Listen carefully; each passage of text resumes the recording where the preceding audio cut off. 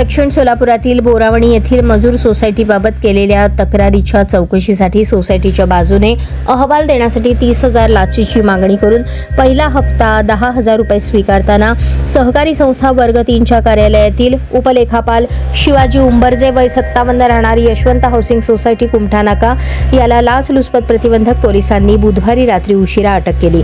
याबाबत बोरावणी येथील विलासराव देशमुख मजूर सहकारी संस्थेच्या चेअरमनने तक्रार केली होती।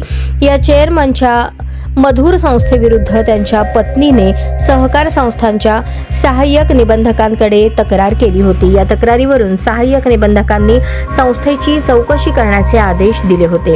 या संस्थेची चौकशी करून अहवाल सादर करण्याची जबाबदारी उपलेखा परीक्षक उंबरजे यांच्याकडे देण्यात आली होती। त्यावर चेअरमनने त्यांच्याशी संपर्क साधला।